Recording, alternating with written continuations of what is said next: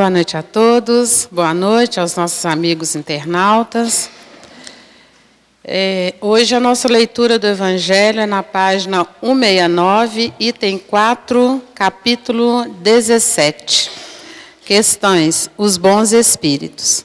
Em seguida passarei a palavra aos amigos facilitadores Vicente Cardoso e Márcio Torres, que estarão comentando junto a nós o estudo de hoje, e lembrando a todos que aqui somos todos aprendizes e que a opinião de vocês é muito importante.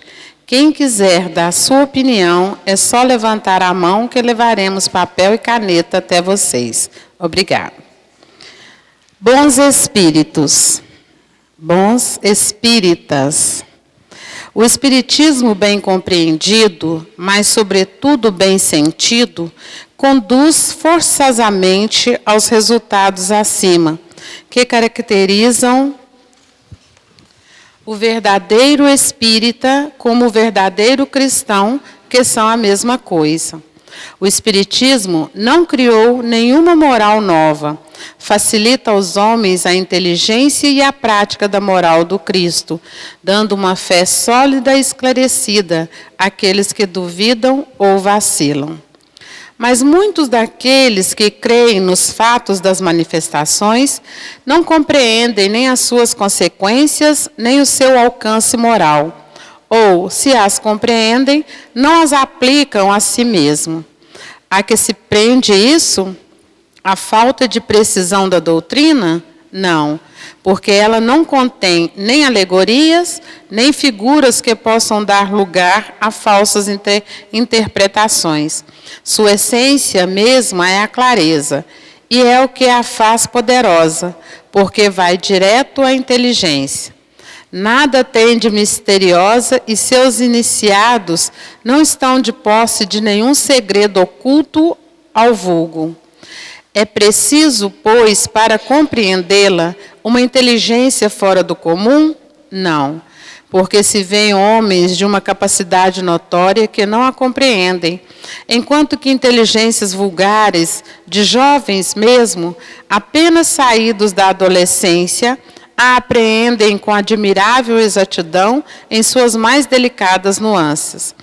Isso decorre do fato de que a parte de alguma sorte material da ciência não requer senão olhos para observar, ao passo que a parte essencial exige um certo grau de sensibilidade que se pode chamar maturidade do senso moral. Maturidade independente da idade e do grau de instrução, porque é inerente ao desenvolvimento, num sentido especial, do espírito encarnado. Em alguns, os laços da matéria são ainda muito tenazes para permitir ao espírito se libertar das coisas da terra. O nevoeiro que os circunda lhes furta a visão do infinito. Por isso, eles não rompem facilmente nem com seus gostos, nem com seus hábitos. Não compreendem alguma coisa melhor do que aquilo que têm. A crença nos espíritos é para eles um simples fato, mas não modifica senão pouco ou nada as suas tendências instintivas. Numa palavra, não vem senão um raio de luz insuficiente para conduzi-los e lhes dar uma aspiração poderosa capaz de vencer os seus pendores. Eles se apegam aos fenômenos mais do que a moral, que lhes parece banal e monótona. Pedem aos espíritos para iniciá-los, sem cessar, nos novos mistérios, sem perguntarem se tornaram dignos de penetrarem nos segredos do Criador. Esses são os espíritas imperfeitos, dos quais alguns permanecem no caminho ou se distanciam dos seus irmãos em crença, porque recuam diante da obrigação de se reformarem, ou reservam suas simpatias para aqueles que partilham suas fraquezas ou suas prevenções. Entretanto, a aceitação do princípio da doutrina é um primeiro passo para lhes tornar, passo que lhes tornará o segundo mais fácil numa outra existência. Aquele que pode ser, com razão, qualificado de verdadeiro, e sincero espírita está num grau superior de adiantamento moral. O espírito, que domina mais completamente a matéria, lhe dá uma percepção mais clara do futuro. Os princípios da doutrina fazem vibrar nele as fibras que permanecem mudas nos primeiros. Numa palavra, ele é tocado no coração, também a sua fé inabalável. É como o músico que se comove com certos acordes, ao passo que o outro não ouve senão sons. Reconhece o verdadeiro espírita pela sua transformação moral e pelos esforços que faz para domar as suas más inclinações, enquanto que um se compraz em seu horizonte limitado, o outro, que compreende alguma coisa de melhor, se esforça para dele se libertar, e sempre o consegue quando tem vontade firme. Boa noite. Que alegria, mais uma vez, a gente estar aqui na casa do Cristo, buscando entender um pouco mais do teu Evangelho, dos teus ensinamentos. Eu agradeço a todos a presença, aos internautas também uma boa noite, e que a gente possa ter um bom estudo, né, cheio de novos ensinamentos, esclarecimentos, para que a gente possa sair daqui um pouco melhor do que quando entramos. Eu vou passar a palavra ao Vicente, que fará uma breve explanação, lembrando a todos que o estudo é interativo. Quem quiser fazer alguma pergunta, algum questionamento, é só levantar a mão. Nas laterais nós temos nossos irmãos aí que estão com a prancheta e a caneta. Sintam-se à vontade. Vai voltar para a mesa e, dentro das nossas condições, a gente vai tentar responder da melhor forma. Bom estudo a todos e que Deus esteja conosco. Boa noite para todos. É um prazer muito grande, uma alegria muito grande estarmos com vocês mais uma noite nessa semana. As lições dessa noite são lições que certamente muitos de nós já teve a oportunidade de conhecê-la. Mas nunca é novidade aquilo que a doutrina espírita nos traz. Porque a doutrina espírita simplesmente ela vem relembrar aquilo que outrora já aprendemos através de outros conceitos religiosos e filosóficos. Com a diferença de que a doutrina hoje, ela vem contextualizar tudo que outrora aprendemos. Nessa noite de hoje, ela se refere a nós, aos espíritas. E aqui se refere aos bons espíritas. Como a lição já foi dita, o espiritismo bem compreendido, bem entendido, certamente ele nos conduzirá àquela condição da qual já foi mencionado semana passada. Os verdadeiros caracteres do homem de bem, que são 19 itens que, de certa forma, caracterizam o homem de bem. Bem entendido, bem compreendido, bem vivido, porque não basta entender e compreender. É imperioso vivê-lo, os seus preceitos. Com isso, no item 25 do capítulo 18 do livro A Gênese, disseram os Espíritos que o Espiritismo não fará renovação social como nós entendemos, mas que será a nossa renovação, quer dizer, que fará dos princípios dos quais o Espiritismo está preceituando uma necessidade.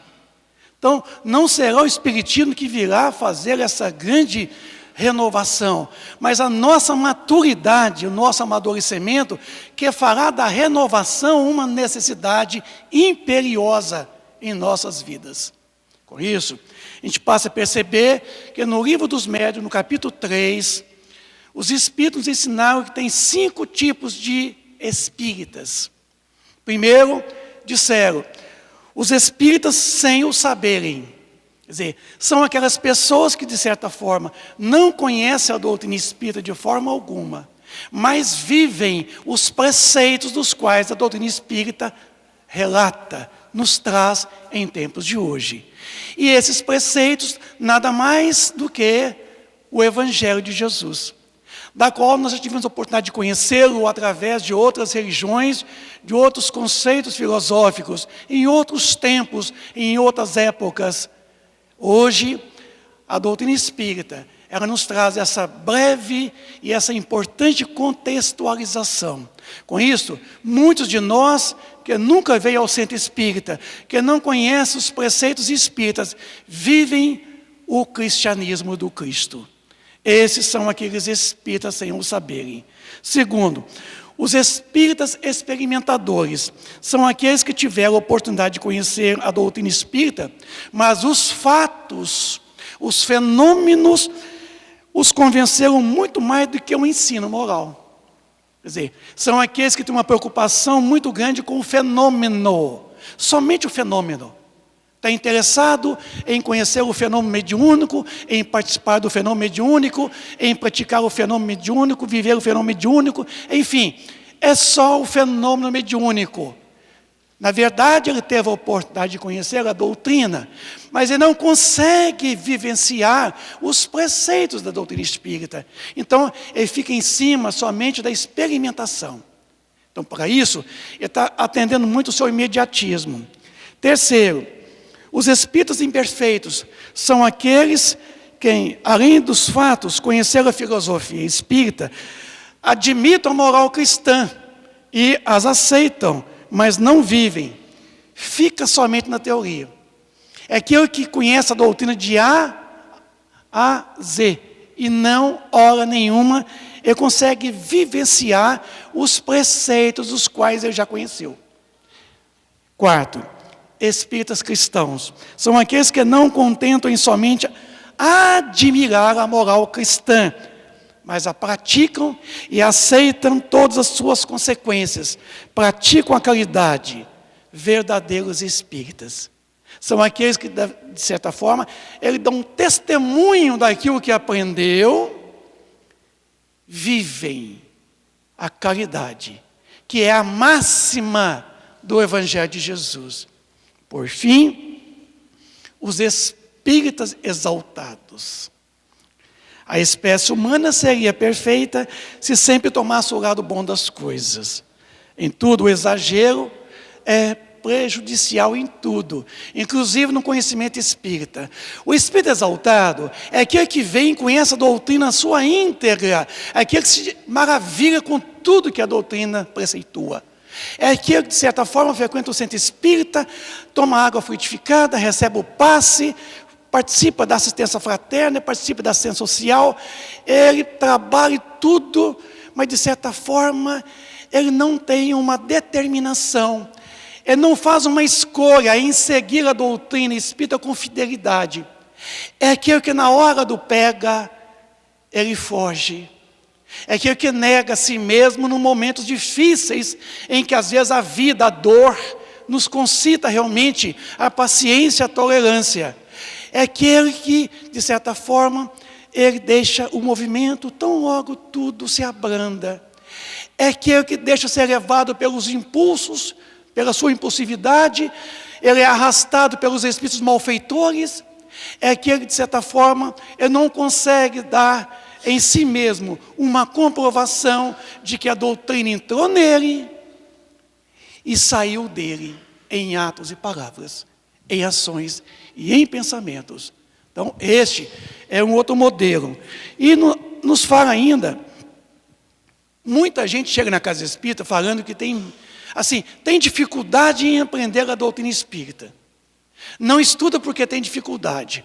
A doutrina espírita é a coisa mais fácil de entendê-la. É a coisa mais simples de entendê-la. Porque lá no Evangelho segundo o Espiritismo, lá nos fala o seguinte: o Espiritismo é a chave, com o auxílio do qual tudo se torna simples. Simples e simples. Ainda no livro Obra Póstuma, capítulo, projeto de 1868, coloca que somente o Espiritismo bem entendido e bem compreendido pode arremediar este estado de coisas, que é justamente aquilo que nos traz a casa espírita. Quantos de nós que veio à casa espírita, não pelo conhecimento, pela verdade, pela curiosidade, quantos que vieram pela dor, pelo sofrimento que se experimenta ou experimentava? Quantos de nós que, de certa forma, fez a opção de poder vir à casa espírita, porque já foi em toda parte, ainda fala, eu já fui até num centro espírita, parecendo que o centro espírita é a pior coisa. Eu já fui até num centro espírita, e muitos, até num centro espírita, conseguem a solução de alguns problemas das quais ele encontra. Porque a doutrina espírita, ela abre a nossa inteligência, ela abre o nosso entendimento acerca da problemática humana. E quantos de nós que modificam o seu comportamento quando tomam os primeiros conhecimentos da doutrina espírita? Então a doutrina espírita é muito fácil de entendê-la, de compreendê-la. Porque o espiritismo, ele é de todos os tempos da humanidade. Então, todos nós aqui trazemos um pouco de cada coisa. Todos nós aqui temos um pouco de médico, de medicina. Todos nós aqui temos um pouquinho de professor, de advogado, de magistrado.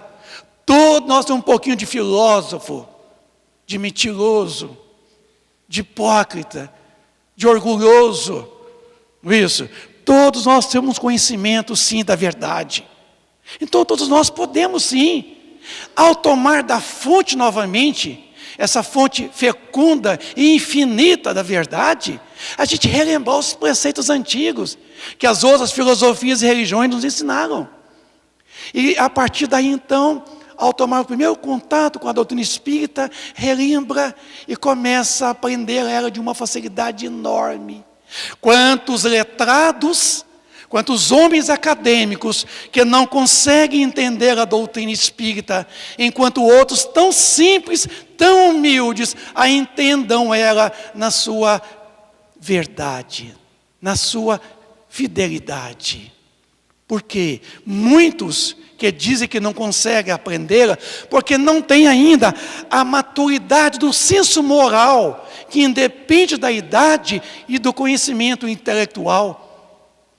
Porque cada um de nós aqui, por mais simples que se apresentam, por mais analfabeto que se apresenta, no fundo, talvez uma pessoa que tem uma cultura enorme, embora não detenha o conhecimento do momento, mas traz um conhecimento de outras existências, uma cultura enorme, que tem uma facilidade muito grande em assimilar as ideias da verdade. Então, com isso, meus amigos, os bons espíritas são aqueles que serão reconhecidos pela sua mudança de atitude, do seu comportamento, do seu modo de pensar, do seu modo de agir, do seu modo de relacionar com os outros. São aqueles que se esforçam para domar as suas más inclinações, as suas más tendências. Esse é o bom espírita. É aquele que você vê relutando sempre, não contra a esposa, o marido, os filhos, mas é aquele que vê relutando contra as suas imperfeições morais. É esse que você vê, às vezes, na casa espírita. É aquele que batalha, é aquele que luta, mas é aquela pessoa que se apresenta nas suas atitudes, o homem de bem. Conforme foi falado semana passada aqui, os 19 itens que caracterizam o homem de bem. E dentre esses 19 itens, a caridade em ação. A caridade em ação é o emprego do amor, é a vivência do amor. Então, com isso, muitos de nós, às vezes, esquecem que o principal objetivo da doutrina espírita é trazer, através das comunicações, a revelação das leis divinas. E as leis divinas estão implícitas aqui no Evangelho segundo o Espiritismo. O Evangelho de Jesus, ele é composto de 5 partes essenciais. Os atos comuns da vida de Jesus, os milagres, as profecias, as palavras que a igreja na antiguidade utilizou para elaborar os seus dogmas e o ensino moral. O Evangelho segundo o Espiritismo refugou as quatro primeiras partes e aceitou somente o ensino moral. Porque as demais outras partes é motivo de controvérsias. Então, com isso, meus amigos, hoje a doutrina espírita, ela revive, é a redescoberta de todo o ensino moral de Jesus Cristo. E hoje ela nos traz preceitos morais acerca de nosso comportamento. Quer reconhecer o bom espírita? Não é aquele que frequenta a casa espírita todas as noites. Não é aquele que recebe passe espírita todas as noites. Não é aquele que toma água frutificada todos os dias. Não é aquele que, de certa forma, se apresentam no verniz, às vezes, da hipocrisia na tribuna espírita, falando para os demais, mas lá fora não vive. O verdadeiro é aquele que vive os preceitos do Evangelho lá na casa dele, dentro do reduto doméstico, na onde está talvez os seus maiores algozes. É aquele que tem uma tolerância para com a esposa, para com os filhos, é aquele que tolera o outro, todos. É aquele que vive 23 horas e meia lá fora o Evangelho de Jesus, e que vem aqui dentro desta casa, por meia hora, 40 minutos, agradecer a Deus por tudo que faz lá fora. Este é o verdadeiro, é aquele que vive os preceitos do Evangelho de Jesus Cristo.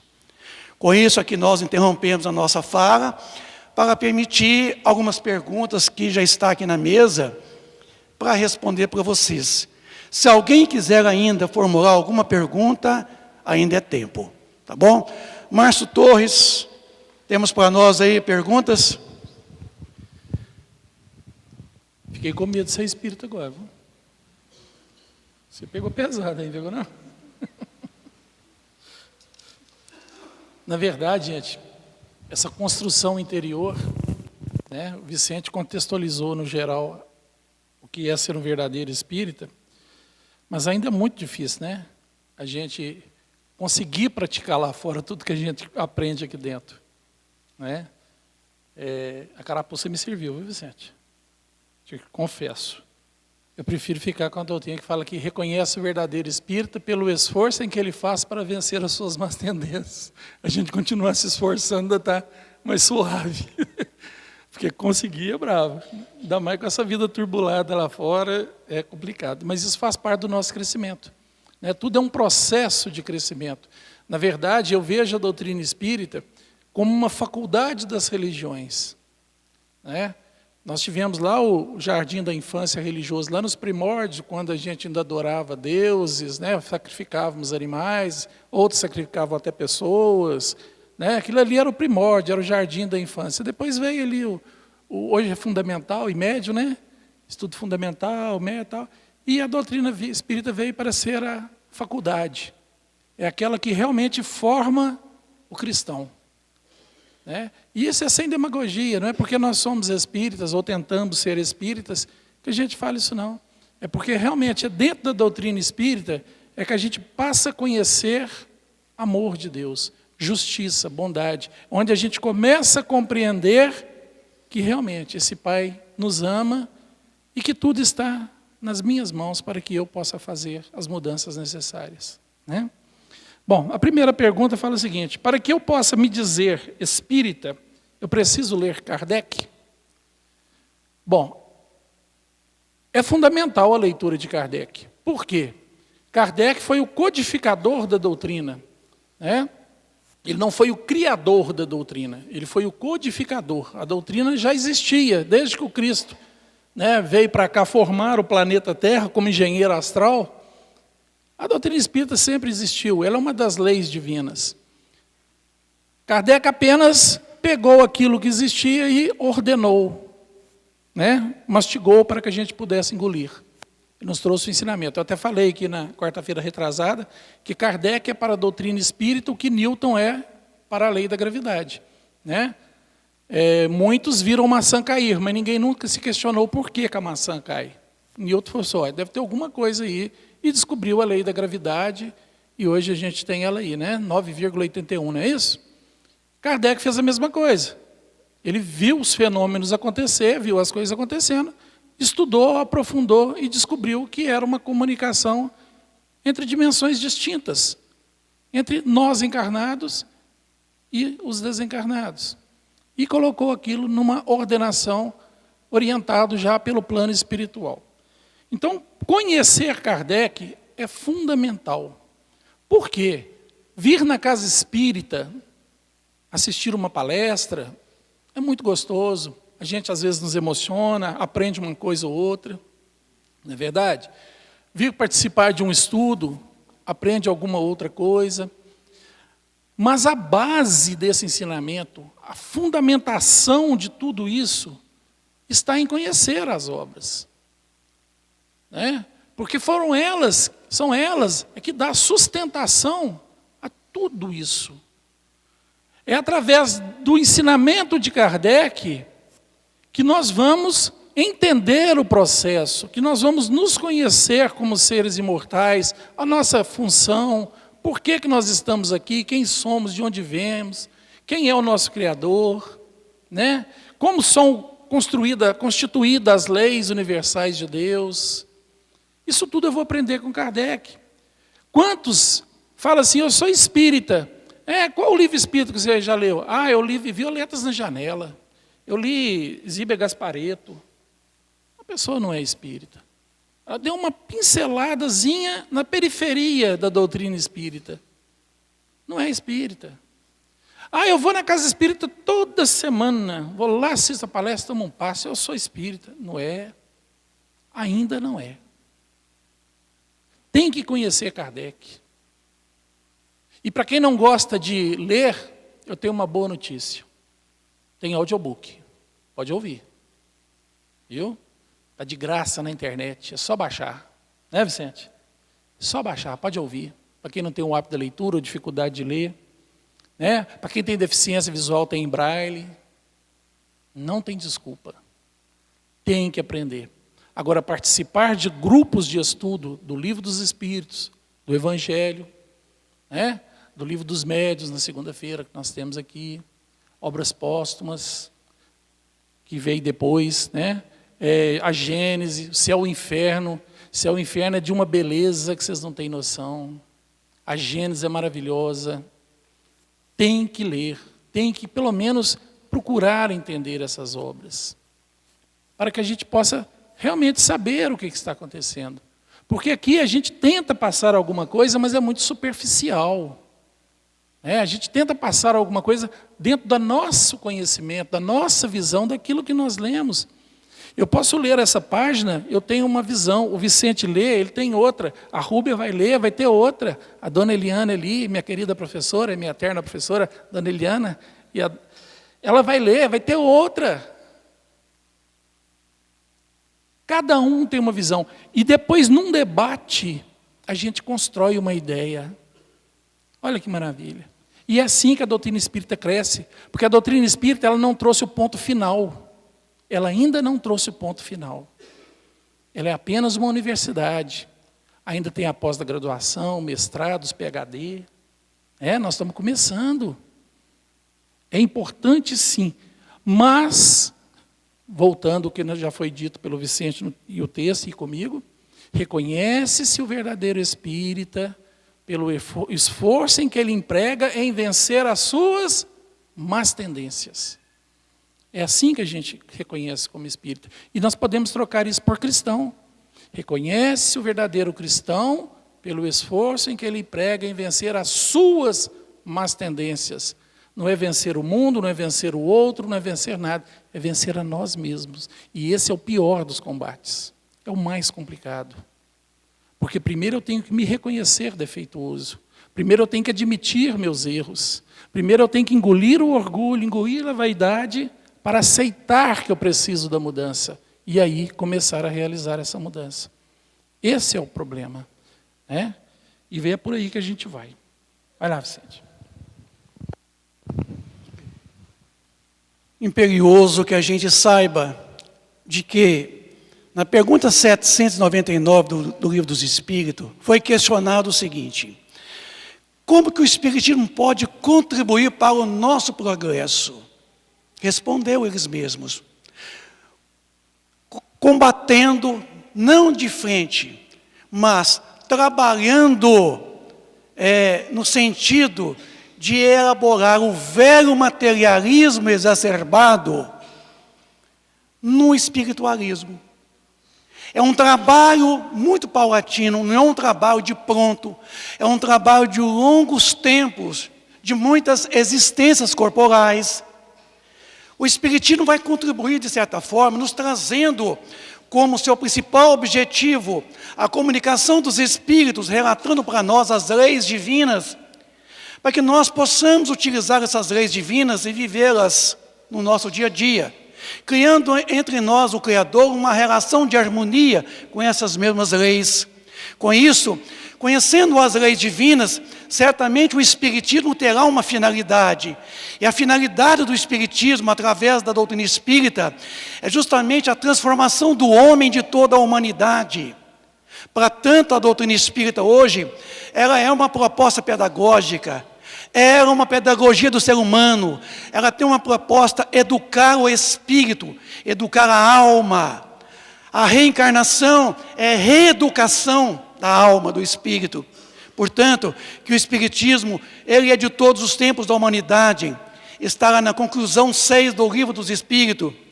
Ele pertence a todas as outras religiões, em todas as filosofias. Ele não é um produto dos homens, ele é um produto dos Espíritos, razão pelo qual se fala Espiritismo. Mas ele está com muita propriedade no catolicismo, tanto quanto hoje na doutrina espírita, porque os preceitos que estão lá no catolicismo é os mesmos preceitos que encontramos hoje na doutrina espírita, que são os pontos básicos. Com isso, é imperioso não esquecermos aqui de que muitos se apegam unicamente ao fenômeno, esquece de conhecer a doutrina. A doutrina tem 3 fases. A gente começa a conhecê-la. A gente, quando começa a conhecer, vem à casa espírita, a gente acha que tem que vir toda noite. A esposa fala assim, leva a cama para lá, colchão. O marido fala assim, por que você não leva a cozinha, o fogão, a cama e fica no centro? A gente fica vislumbrado com essa beleza. Quer vir toda noite. É que é o momento que você conhece a doutrina, você se vislumbra com a doutrina espírita. A segunda fase é quando a doutrina espírita entra em você e ela começa a mudar você. A esposa fica assim, engraçado. Depois que você começou a frequentar aquele negócio lá de espiritismo, faz assim com a mão ainda, ó, aquele negócio de espiritismo, você mudou tanto, você nem barzinho mais você quer ir. Aquela cervejinha no final de semana você não quer tomar mais. Ou quando não é esposa também, né? Olha bem, você está mudando, você está tão diferente. Então a doutrina entra na gente, começa a mudar a gente. É vir a gente do avesso. A terceira fase é quando ela sai da gente. Em pensamentos, em atitudes, em palavras. É quando realmente você é reconhecido. O que você fez? Você mudou tanto, você tem mudado tanto. Isso é uma demonstração que a doutrina a gente já conhece, ela entra, ela te concita a mudança de atitudes. Aí você resolve mudar. Mas tem uns que não mudam, não. É recalcitrante, endurecido, mas um dia acaba mudando. Tem uma pergunta aqui. Boa noite, gostaria de saber se para ser espírita tem que desenvolver aquele negócio chamado de mediunidade, pois tem pavor quando ouço falar que tenho uma força, e se não a desenvolvê-la, ela me prejudica. Quem falou isso? Eu nunca farei isso.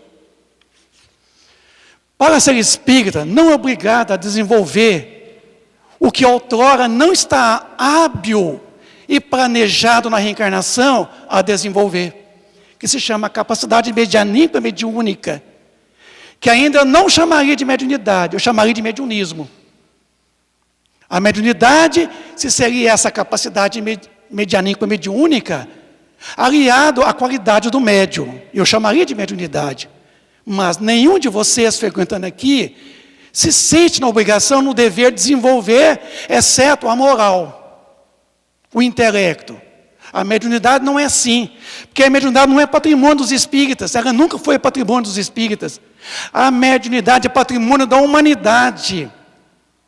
O ateu tem faculdade mediúnica, o budista, taoísta, o islamista, quer dizer, o muçulmano, quer dizer, o católico possui, o espírita possui.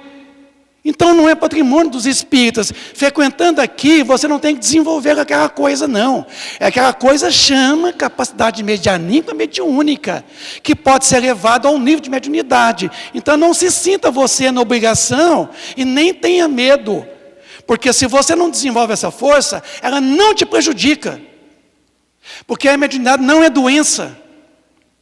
E se alguém disser para vocês que é doença, vocês me chamam. Vocês me chamam que eu pego ele. Viu? Mediunidade nunca foi doença. Mediunidade não é patologia. Mediunidade é neutra.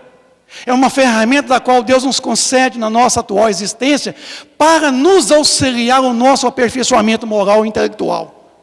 Então, se alguém está te amedrontando, se você não desenvolver esse negócio, você vai ver. Isso é mentira, isso é balela. Viu? O que às vezes nos prejudica é o processo obsessivo, que pode estar associado ou não ao fenômeno mediúnico. Mas não é a mediunidade que vai trazer as consequências danosas na sua vida. Absolutamente que não. Se ela não puder te auxiliar, jamais ela te prejudica. Jamais. Não teme. Não tem que desenvolver. Quem já traz o planejamento existencial, a faculdade mediúnica, ela vai eclodir no momento exato, nas condições necessárias. E se você não desenvolvê-la, as consequências são suas. Você tem 2 olhos para ver. Se você tampar um, você só tem um para ver. Então você fica prejudicado. Você tem 2 ouvidos. Se você tampar um, é a mesma coisa. Você fica em prejuízo. Se você tem essas faculdades, inclusive o 6º sentido, a faculdade mediúnica que você não a usa, é uma ferramenta que você está deixando ali no solo, que vem a chuva, enferruja ela. Isso, é um arado que você utilizaria para arar um terreno, que você não usa, que vai enferrujar. Assim, uma ferramenta que você não usa, ela não te prejudica. É você que se fica prejudicado, não usá-la. Estão vendo? Então é o seguinte, se você tem em casa um computador 586, mas tem também um i7, e se você não quer usar o processador i7 e usa 586, não vai ser como um i7. Assim também é a faculdade mediúnica, meus amigos. Não precise ter medo, viu? Não tem que desenvolver. Você vem à casa espírita para aprender a doutrina espírita. Unicamente aprender a doutrina espírita pela pedagogia de que ela é própria. A faculdade depois será acompanhada por alguém que vai lhe orientar você, certo? Se já tiver os sinais dela, bastará simplesmente frequentar as reuniões mediúnicas muito bem orientadas, por pessoas muito bem gabaritadas, e direcionar a ela corretamente. E a sua condição moral dentro dos padrões do Evangelho do Cristo. Tá bom? A gente costuma dizer que mediunidade é como se fosse uma janela aberta, né? Se a gente não fecha, ladrão entra, né? Então, a mediunidade, para quem a mediunidade de repente aparece, e a gente tem muitos casos aqui na casa, de pessoas que nos procuram falando assim, de repente eu comecei a ouvir, comecei a ver, tal. É uma janela aberta, e está entrando quem quer. Então, o que talvez a gente fala que é desenvolver, seria educar-se para aprender a controlar. É aprender a fechar a janela na hora que deve e abrir na hora que precisa.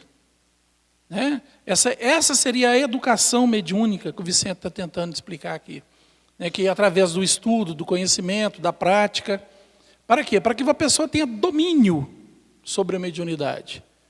Sobre o que ela tem. Porque, por exemplo, ela está andando na rua, a entidade chega a falar, não, aqui não é.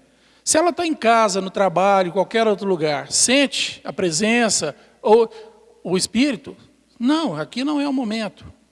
Mas se a pessoa não tem preparo, ela começa a sentir uma sensação, um mal-estar, e aquilo vai tomando conta, e de repente ela, da manifestação. Então, é preciso vir à casa espírita, e para quem tem alguma sensibilidade mais aflorada, tem que ter o conhecimento de como fechar essa janelinha na hora que deve e abrir na hora que precisa, né?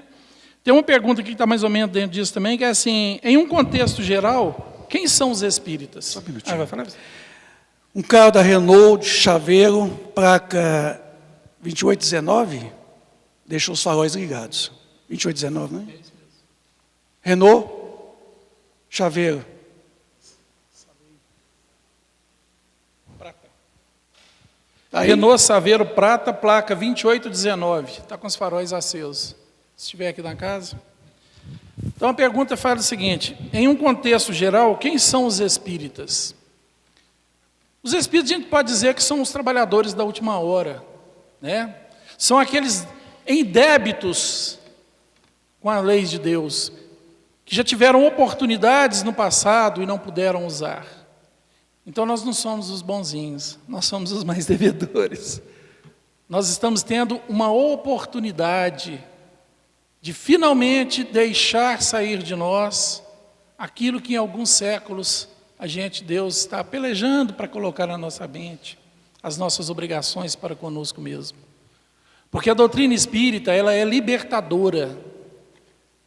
É uma doutrina que liberta o ser, que te coloca como espírito imortal, dono de si mesmo, do seu futuro, da sua vida e das suas responsabilidades.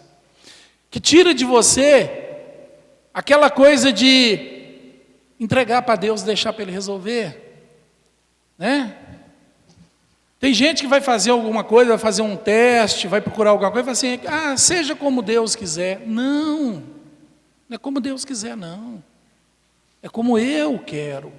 Qual é o meu esforço? Qual é a minha vontade? Qual é o meu empenho? Qual é a minha dedicação? É eu que quero. Porque Deus sempre quer o que é melhor para mim. Agora, quando eu consigo, aí sim, é graças a Deus. Porque tudo vem dele. Né? Entregar na mão de Deus e falar assim, eu entreguei na mão de Deus, seja como Ele quiser. Não. Não entrega na mão de Deus, não. Porque Ele já está entregue, nós já somos entregues a Ele. Mas eu entregar e cruzar os braços, minha vida não vai andar. Ela vai ficar parada. Porque Deus não vai vir fazer por mim o que é minha obrigação fazer. Então, nós espíritas, somos aqueles que hoje estamos aqui com a responsabilidade de levar para a humanidade, para as outras religiões, nossas irmãs, o cristianismo redivivo do Cristo. Dentro das nossas limitações, é claro, dentro dos nossos conhecimentos, dentro daquilo que a gente aprende, que a gente conhece, porque nós também não somos perfeitos. Nós estamos numa luta constante contra nós mesmos. Do presidente da casa até os trabalhadores, todo mundo tem suas mazelas, seus problemas ainda a vencer. Não tem ninguém perfeito aqui não. O próprio Chico Xavier, né? Quando, como é que era o nome do médico que fazia cura na época do Chico lá? Fazia cura, queria operar o olho do Chico? A Zé Rigó. Zé Rigó uma vez ofereceu para o Chico, ele recebia o Dr. Fritz e falou, Chico, eu vou operar seu olho. Ele, não, larga isso aqui. Isso aqui é um restinho de pagamento lá de trás. Deixa a cegueira. Não mexe nela, não. Deixa eu com o meu probleminha aqui, tá? Beleza. Não pode. Nós temos que entender a nossa posição enquanto criaturas de Deus. Lembra? Nós estamos no 2º ano escolar. 2º ano escolar. Somos espíritas milenares. Nós somos, para Deus, criancinhas começando a pegar equilíbrio para andar sozinho. Agora que nós estamos começando a querer andar sozinho. Largar a mão de Deus e poder dar os passos sozinho. E Deus nos vê dessa forma. Então Ele tem a mesma compaixão que a gente tem para uma criancinha. Ele tem para conosco. E essa oportunidade que nos é dada nessa encarnação, ela é maravilhosa, ela é divina. Parece que foi em 2007, fizeram um levantamento do perfil dos encarcerados do Brasil. E foram nas grandes capitais, nas maiores penitenciárias, para fazer um levantamento, fazer uma entrevista com os encarcerados. Uma coisa que chamou muita atenção: não tinha nenhum encarcerado espírita. Nenhum. Tinha de todas as religiões, não tinha espírita encarcerado. Olha que bondade. Porque o espírita, ele toma consciência. Ele pode até se tornar espírita depois, mas enquanto errou, não era espírita. Olha que interessante. Porque a gente já tem aquela responsabilidade sobre nós mesmos. A gente já sabe da gravidade dos nossos atos, da responsabilidade da nossa vida. E sabemos que o nosso amanhã, quando voltarmos para casa, a casa, eu estou construindo ela agora. E é a minha condição moral, é a minha condição evolutiva, é o meu conhecimento, é que vai determinar em qual morada eu estarei. Não é Deus, não é Jesus, não é juiz que vai fazer isso por mim. Sou eu. Através da minha vibração, da minha condição evolutiva, é que vai determinar em qual morada eu estarei. Morada feliz, de paz, ou morada ainda de tormentos e angústias. Pergunta 625 do Livro dos Espíritos. Qual o modelo mais perfeito que Deus ofereceu aos homens para servir de guia e modelo? A resposta foi tão singela, tão simples: vede Jesus. Amigos do Ideal Espírita, se Jesus é o modelo mais perfeito que Deus ofereceu para mim e para todos vocês, para segui-lo, como espírita que eu sou, e como modelo de espírita para mim, que eu sigo, eu tenho Chico Xavier. Porque no meu ponto de vista, na minha análise, se Jesus é o modelo mais perfeito que Deus ofereceu para nós, para ser modelo de guia e perfeição, Chico Xavier, para mim, é modelo de espírita a ser seguido. Porque eu tenho 42 anos de seara espírita. Nunca conheci tamanha competência, capacidade e amor num único homem. Eu não conheço, não existe. Aliás, eu não diria que não existe, eu dizer que Chico não é o único. Tem tantos outros, mas o Chico talvez tenha sido um dos mais, né? Para não ficar muito assim, exageradamente. Chico, para mim, no meu caso, é modelo de espírita, não de perfeição, mas de espírita a ser seguido. Tem uma pergunta aqui: quando posso falar que sou espírita? O que é espiritualista? Olha, espírita e espiritualista são duas palavrinhas que estão no livro que é o Espiritismo, de Allan Kardec. Quando a doutrina espírita veio no século XIX, o Sr. Allan Kardec lançou um pequeno opúsculo chamado o que é o Espiritismo, que é um livro da qual ele mesmo escrevera de punho e da qual formulou uma série de questões de entrevistas com cético, com padre, com leigos. E na sua introdução do livro, ele colocou que para as coisas novas haveriam palavras novas. Então, a doutrina espírita, quando surgiu no século XIX, ela trouxe o seu neologismo. Ela trouxe as suas palavras que realmente eram próprias da doutrina espírita. Então, o Allan Kardec disse o seguinte, que espiritualista é toda aquela pessoa que acredita existir em si mesmo alguma coisa além da matéria. Este, por si só, é espiritualista. Quer dizer, é aquele que não vê somente o corpo físico, mas que se percebe algo a mais do que o corpo físico, algo que é o contrário da matéria, espiritualista. Agora, ele disse que espírita é todo aquele que segue os preceitos da doutrina espírita, é aquele que admite, é aquele que aceita, é aquele que, de certa forma, ele luta e reluta para viver os preceitos espíritas. Mas ele disse que todo espírita necessariamente é um espiritualista. Mas nem todo espiritualista é espírita. Viram a diferença agora? Então, a partir do momento em que você coaduna com a filosofia espírita, que você admite a doutrina espírita, você é espírita.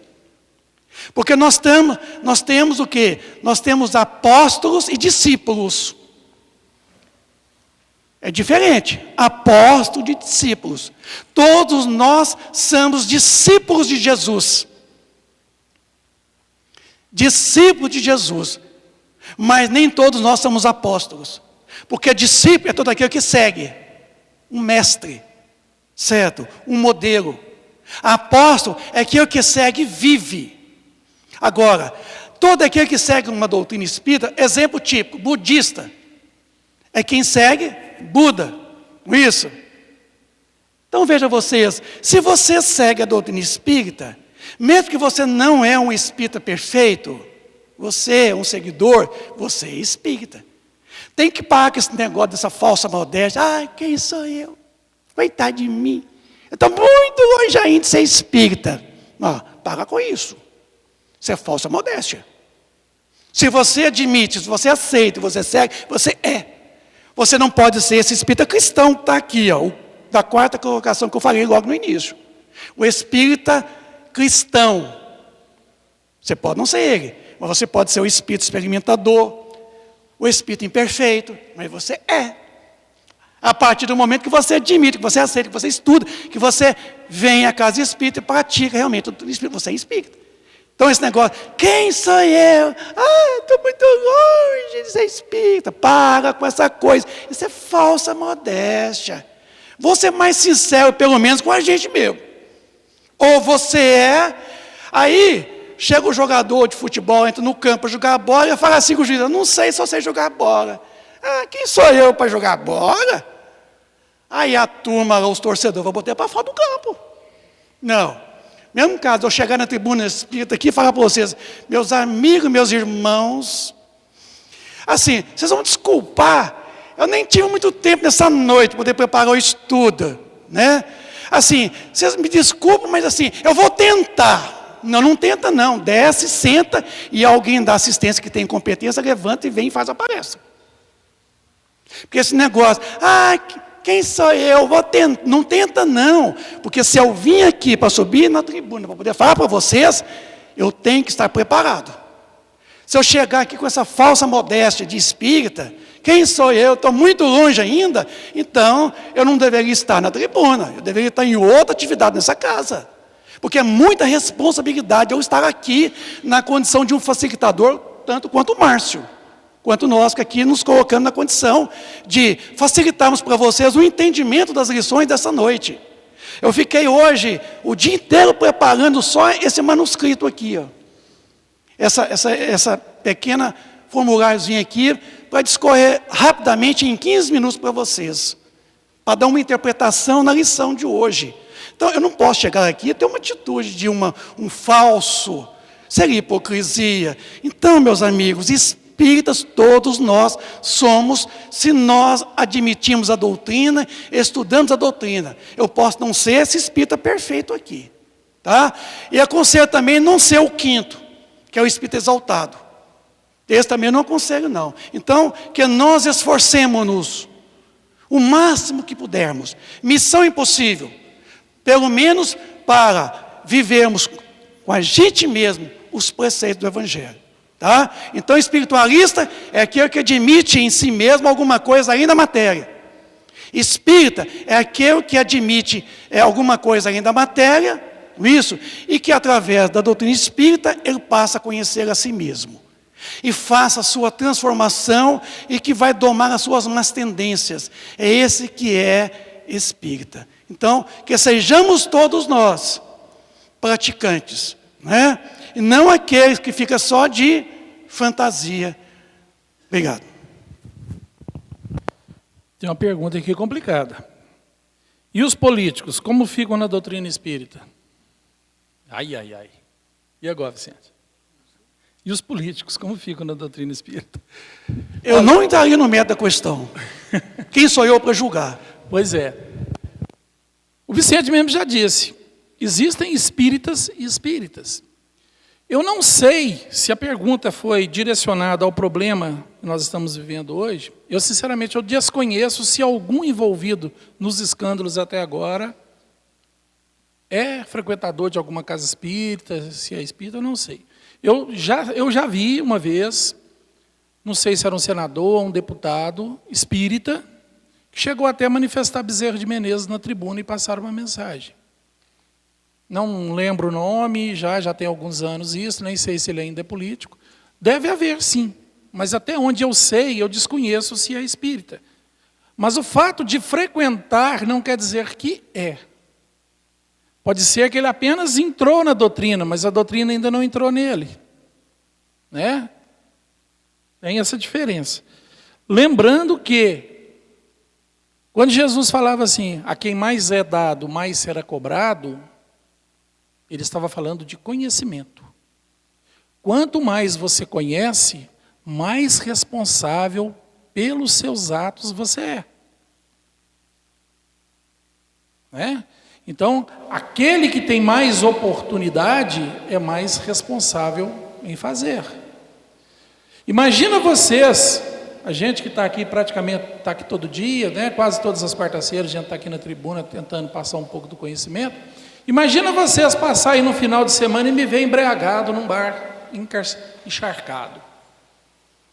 Minha credibilidade com vocês certamente ia a zero, não é verdade? Se aparecesse eu na televisão aí, foi preso por causa disso, ficaria bravo. Então, quando a gente já realmente aceita a doutrina espírita e ela já começa a sair de nós,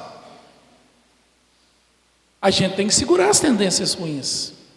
Tem ou não tem? Tem que segurar. Então eu já não me dou o luxo mais de sentar numa mesa de bar e encaixar uma cachaça na cara. Eu nunca, graças a Deus, usei drogas, nunca usei cigarro. Quando era adolescente eu tomava uma cervejinha e tal. Hoje, nem isso praticamente. Raramente um copo de cerveja, não vou mentir não. Às vezes um copinho de cerveja eu tomo, mas é um. Meus amigos ainda falam com os amigos assim, como é que você dá conta de tomar um copo e parar? Eu falo assim, como é que vocês dão conta de tomar um e continuar? Um só tá bom, só para sentir o gosto, aliviar, tá bom demais. Não tem necessidade mais do que isso. Entendeu? Então assim, a gente não pode se dar o luxo de se expor negativamente mais. Por quê? Porque eu tenho uma responsabilidade com todo mundo que nos assiste. Eu não sou perfeito. Talvez eu tenha até mais defeito que a maioria de vocês aqui. Mas eu tenho que preservar o mínimo de credibilidade. Porque eu estou levando a mensagem do Cristo, o Vicente está levando, a Rúbia, o Sérgio, todos os trabalhadores dessa casa. E é para o Cristo que nós vamos responder depois pelos nossos atos. E é por isso, justamente por usar mal essas oportunidades, que hoje eu estou novamente dentro de uma doutrina espírita. Que Deus me deu mais essa oportunidade como trabalhador da última hora para tentar me redimir dos males do passado. Não vamos julgar os políticos. Cada um de acordo com a sua consciência, cada um. Chico Xavier falava uma coisa, eu vou repetir aqui. Aos outros, eu dou o direito de serem como são. A mim, o dever e a obrigação de ser todo dia melhor.